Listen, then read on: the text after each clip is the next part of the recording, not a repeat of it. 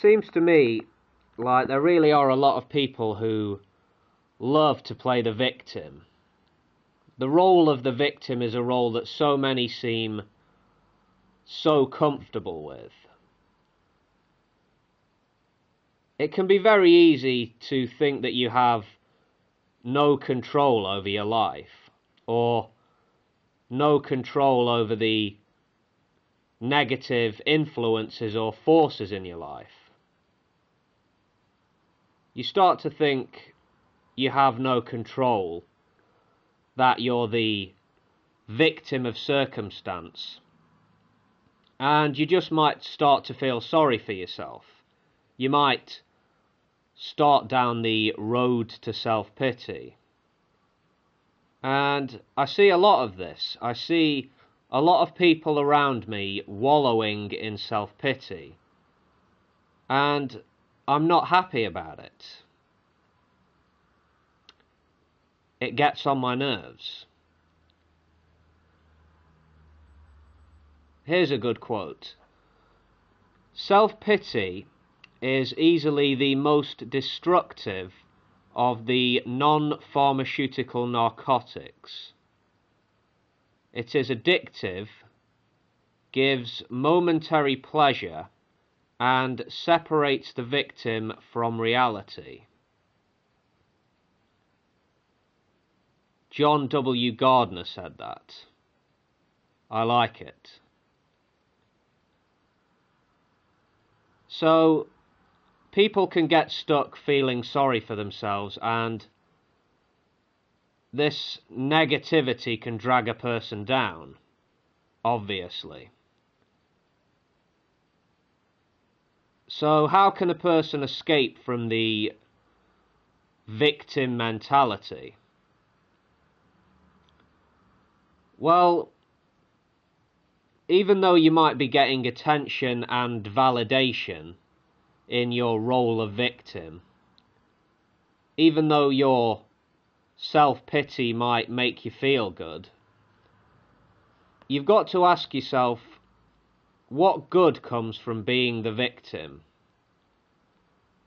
What good comes from telling yourself that you're powerless to change things? What good comes from shunning responsibility?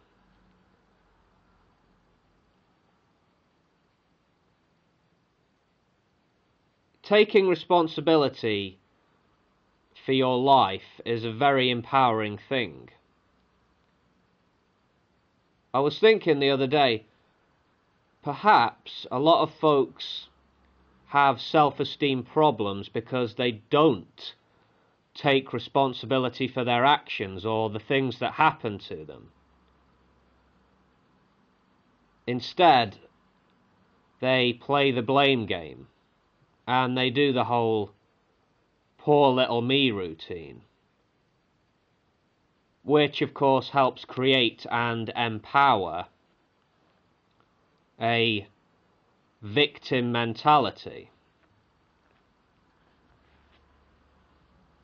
A person will find it difficult to escape from a victim mentality if they are unfamiliar with positive thinking. People need to understand, being the captain of your own ship, so to speak, being a person who says, I'm going to take up the reins and make good things happen in my life, being that person, you know, it'll be a big boost to your confidence. Being positive is way more fun than self-pity. And the benefits of being positive surely outweigh the benefits of being negative. Come on. Maybe the next time you feel yourself starting down the road to self-pity, or the next time you sat there playing the blame game, being the victim, you should ask yourself simple questions like, could it be worse? Are there people out there who have it worse than me? Perhaps asking questions like these will help you to realise that you've got a lot to be grateful for.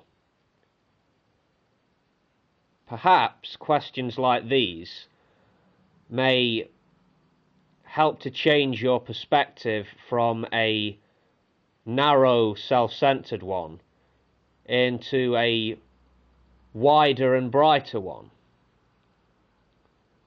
I would hope so, anyway. I know it's very tempting to blame others for the things about ourselves that we don't like. And yeah, at one time or another, we've all been treated badly, maybe humiliated, but we can't hold on to the resentment, because then we remain trapped as victims.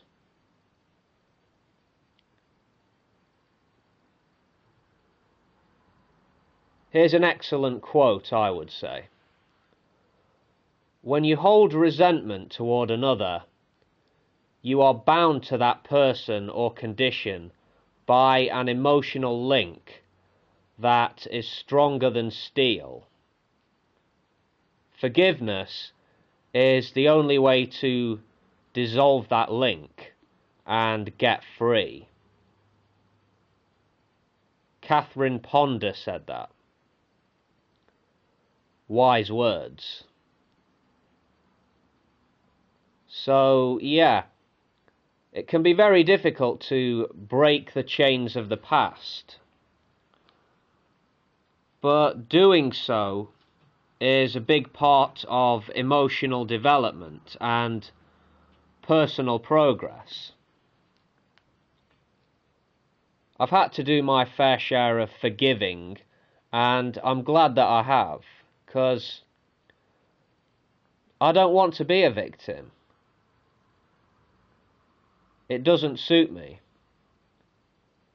And I can think of many ways, many better ways, to spend my time than being resentful and living in the past.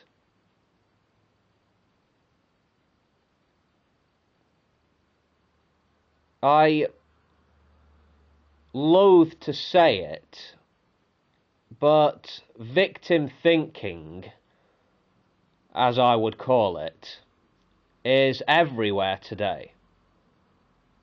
People making excuses, blaming others, denying responsibility. It's bad for society. It really is.